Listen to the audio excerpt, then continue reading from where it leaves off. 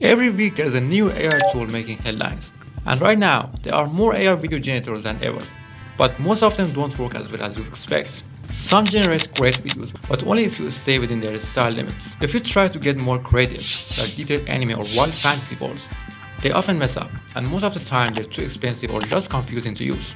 I've tested every major tool that's come out recently, and I've seen where they shine and where they completely fall apart. So in this video, I'm going to show you the AI video tools that actually deliver the kind of quality you'd want to publish, the best way to use them without wasting hours learning clunky software, and the one platform that ties everything together, so you can create full videos without switching between 5 different sites. Let's break it down. Alright, let's start with the Seedance 1.0. Seedance is by Seedance's flagship AI video generator, the same company behind TikTok, and it's currently ranked number 1 on the leading video AI benchmark. And unlike most tools that glitch out when you get specific, Seedance was built for precision and it actually follows your complex prompts. If you've tried video generators before and felt limited, I'm heading into text video tab and select Seedance in the drop-down menu. By the way, if you want to know how I axe all of the AI models in just one tool, it's because I use OpenArt. I'll leave a link down to it below so that you can follow along.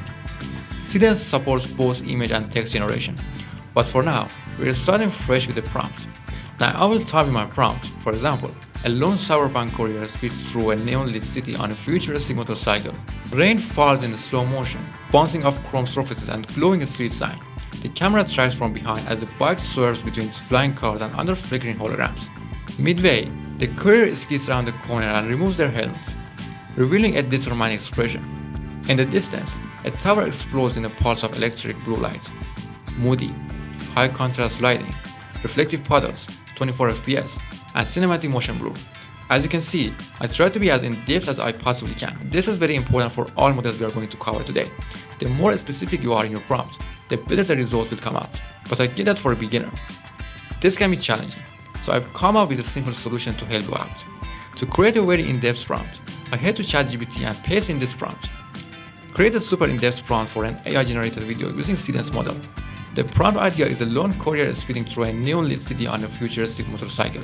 This simple prompt will now give us an in-depth prompt that should cover all the important bases and give you the best possible results. Once that's in, I will hit Auto Enhance. This video will improve our prompt even better and make sure that all the things ChatGPT makes will cover and you will get the absolute best result you can get. Now for the setting, I'm setting quality mode to Pro, which gives us the realistic look, cleaner detail, and a smoother motion. For duration, I'm setting it to 5 seconds. It's a nice balance between giving the video enough time to breathe without dragging the generation time. For resolution, I'm using 1080p since we want the best possible quality out of the model. And for aspect ratio, I'm going with cinema, which is 16:9. Then I just click create, and in about 16 to 19 seconds, the video is done. Now the quality here is actually pretty good. The motorcycle looks great, and the character really follows the prompt well. The main issue I had was the environment. I asked for a high-tech city flying cars and flickering holograms, but what I got looked more like a regular street in Korea. That said, the explosion and other visual elements came out so well. So if you're after an AI video generator that can give you publish 5 to 10 seconds clips quickly, this one definitely holds up. Now for image to video, I switched to the image to video tab in the top left corner and again selected the Seedance model. For this video, I'm uploading an illustration of Darth Vader, and then I type in the description. The characters forward slowly as their cape ripples in the wind. Lights flicker around them and smoke rolls in both sides. The red lightsaber ignites with a flash and the camera pushes in dramatically when embers flew through the air. Here we can select Auto Enhance, so try to be as specific as you can. Then I select the Pro for the quality mode again, as well as 5 seconds for the duration and the maximum possible resolution. And then I click create. This one turned out well. It follows the prompt perfectly. The environment is impressive, with background characters and those other structures actually moving, which adds a lot of life to the scene. Darth Vader looks spot on, especially the cape animation, the lightsaber glow, and the striding fog. Honestly, this is the kind of result I could see myself actually using in a project or posting. It's that good. Seedance 1.0 is a great option if you're looking for quick, realistic style clips that still follow your prompt pretty closely. It's perfect for things like social posts, mood boards, content previews, or generating assets for a larger video project. But if you're aiming for ultra-realistic visuals or film-grade output, like something you'd get from other tools in today's lineup, then this probably won't cut it. Still, for fast iteration and creative idea testing, it's one of the best in its style. But what if you want something way different? Something that feels animated from the ground up with bold art direction or hand-drive movements. That's exactly where Pix comes in. It's not made for super realism or photorealistic visuals. Instead, it's focused on artistic expression, exaggerated motion, and clear visual identity. We will start with the text to video tab, and from the model drop down, I'm selecting Pixelverse 4.5. That's currently the latest and best version available. Now it looks similar to other models. You will notice there are a few extra style related controls here that matters more when you're going for animation. So I type in my prompt. A grandfather and his young grandson sit at a wooden table inside a rustic cabin during cooling hour. Sunlight pours in through the dusty windows, casting warm rays across their faces as they carry a wooden toy boat together. The camera slowly pans from window to the table, capturing the gentle flicker of a fireplace in the background. Dust particles float in the sunbeam, realistic facial animation, natural color grading, 24 FPS, the soft lens bloom. Now let's look at the setting. There are 3 resolution options. Turbo is the fastest, but gives lower visual quality. This one is good for fast draft. 720p is solid previews or smaller content. 1080p is best if you want high enough quality for publishing or editing directly into a final video. I'm going to go with 1080p here. Below that, you've got the aspect ratio options. Cinema is your standard YouTube or widescreen format. Portrait is ideal for TikTok, Shorts, or Reels. Square is flexible across platforms, and there's also a classic option if you're going for a retro or vintage feel. For this one, I'm choosing Cinema and setting the duration to 5 seconds. You can also go with 8 seconds, but the generation time will get longer and the quality will also suffer. Then I just hit the generate, and here's the result. The camera pan from the window to the table works beautifully. The lighting nails that golden hour glow, and you can clearly see the fireplace flickering softly in the back. Now even though this leans more toward realism, you can still see that the style has almost hand-drawn edge in the way the textures and shading are rendered. It feels like a blend between animated film and live action, which makes Pix perfect when you want emotional storytelling with an artistic twist. Now we're moving into image to video. This part gives you a bit more control by letting you set both a start frame and an end frame, which is useful when you want smoother transitions or simulate camera movement across scenes. So for this start frame, I'm uploading a close-up illustration of an astronaut looking out of a spatial window. And then for the end frame, I'm uploading a wide shot of the astronaut on the surface of an alien planet. And for the animation prompt, I'm typing a start with a close-up of the astronaut's visor, then slowly zoom out to reveal the full landing scene on an alien planet. Include the astronaut's suit shifting slightly, the mist moving across the ground, and soft passing light from the alien planets. Keep the style consistent with the smooth motion and atmospheric effects throughout. Same as before, I'm keeping at 1080p and setting the duration to 5 seconds. Then I hit generate. And now, here's the output. The cut between frames looks a little off in this one. That's probably on me. I might have picked 2 images that didn't blend together perfectly in motion. So feel free to go and test it out some better image yourself. But even with that, you can see the potential of this feeder. The slow zoom out, the seamless transformation, the glow from the plants. It all shows up and follows the animation prompt really closely. This start to end frame setup is a great tool when you want to create transitions between scenes or maintain visual flow in stylized formats like motion comics, explainer intros, or short animated stories. So Pixelverse is the go-to tool when you want to stylize video content.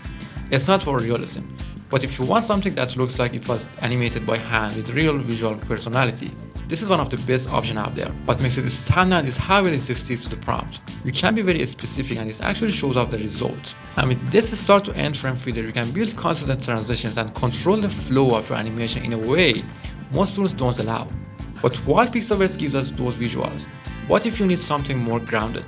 Something that looks like a real person that is moving naturally without needing motion capture or a studio setup. That's where Kling comes in. If you're building talking head content, personalized videos, or anything where a character's performance needs to feel real, this model is built for that. From the model drop down menu, I'm choosing Kling 2.1. That's the most recent version and is delivering the best result. In the input panel, I type in a masked sportsman sprints across the rooftops of a burning city at night. Crimson came flowing in the wind. Lighting cracks overhead as the camera orbits her mid-jumps between 2 buildings. She drops her glowing katana and in one fluid motion slices through a drone mid-air. Sparks and debris scatter in slow motion. Stylized animated lighting, rain effects, particle trails 16 FPS, ultra dramatic. Now I'm toggling auto enhance to level up the prompt automatically. I set the duration to 5 seconds, and under that I select cinema since this is a widescreen scene, and this is the final result. You can see how Kling handled the action here. The rooftop jump, the cape movement, even the glowing katana strike mid-air. The animation style isn't perfect, and some motion might feel a little too smooth or stiff in places, but overall, it nails the scene well enough to feel dynamic and engaging. The lighting, rain effects, and dramatic lighting all show up. And this kind of result is really solid for intros, short-form content, or even concept scenes for a story-based video.